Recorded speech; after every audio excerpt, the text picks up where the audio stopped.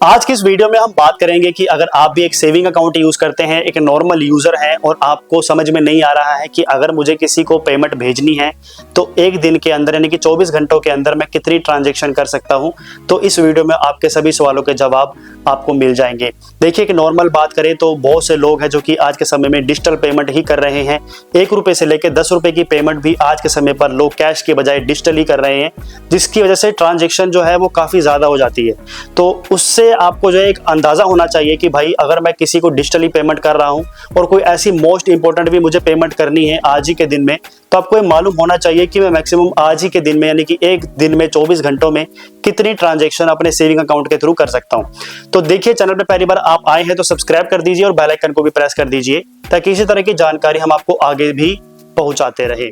तो नॉर्मली जो आंकड़ा कहता है वो यही कहता है कि अगर आप किसी भी एप्लीकेशन के थ्रू पेमेंट कर रहे हैं किसी भी कस्टमर को या अपने फ्रेंड में या किसी भी दुकानदार को, किसी भी तरीके की अगर आप ट्रांजैक्शन कर रहे हैं, चाहे वो फोन पे के थ्रू कर रहे हैं, गूगल पे, पेटीएम, कोई भी एप्लीकेशन के थ्रू कर रहे हैं, तो आप एक दिन में सिर्फ 20 ट्रांजैक्शन ही कर सकते हैं। चाहे वो ट्रांजैक्शन 1 रुपए की है, चाहे वो 10 रुपए की है, चाहे वो 50,000 रुपए की है, चाहे वो 25,000 रुपए की है। ये टोटली डिपेंड करता है कि आपका बैंक कितनी पेमेंट आपको अलाउ कर रहा है एक दिन में करने के लिए।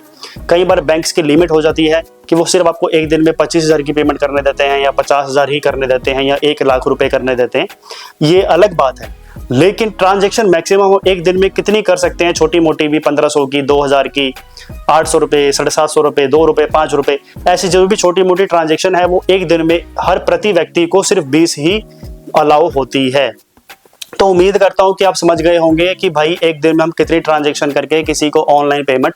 कर सकते हैं। बाकी आपके मन में अभी भी कोई सवाल बने हुए हो तो प्लीज आप कमेंट करके हमें अपने सवाल बता सकते हैं और हम उस पर भी वीडियो बनाने की पूरी कोशिश करेंगे।